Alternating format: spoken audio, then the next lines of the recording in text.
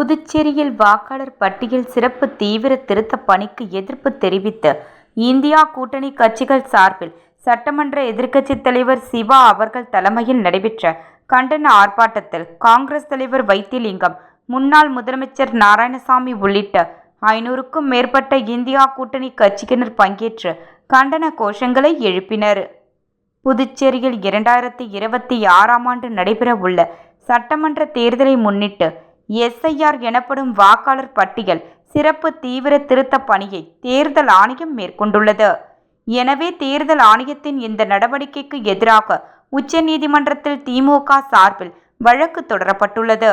இந்த வழக்கு இன்று விசாரணைக்கு வரவுள்ளது. இந்நிலையில் புதுச்சேரியில் வாக்காளர் பட்டியல் சிறப்பு தீவிர திருத்த பணிக்கு எதிர்ப்பு தெரிவித்தும் தேர்தல் ஆணையம் சிறப்பு தீவிர திருத்த பணியை உடனடியாக கைவிடக் கோரியும் இந்தியா கூட்டணி கட்சிகள் சார்பில் அண்ணா சிலை அருகில் கண்டன ஆர்ப்பாட்டம் நடைபெற்றது. சட்டமன்ற எதிர்க்கட்சித் தலைவர் சிவா தலைமையில் நடைபெற்ற கண்டன ஆர்ப்பாட்டத்தில் காங்கிரஸ் மாநில தலைவர் வைத்திலிங்கம் MP, முன்னாள் முதலமைச்சர் நாராயணசாமி, திமுக சட்டமன்ற உறுப்பினர்கள் நாஜிம், அனிபால் கென்னடி, செந்தில்குமார், சம்பத், நாக தியாகராஜன் மற்றும் இந்தியா கூட்டணி கட்சி தலைவர்கள் உள்ளிட்ட 500க்கும் மேற்பட்டோர் பங்கேற்று வாக்காளர் பட்டியல் சிறப்பு தீவிர திருத்த பணிக்கு எதிராக கண்டன கோஷங்களை எழுப்பினர்.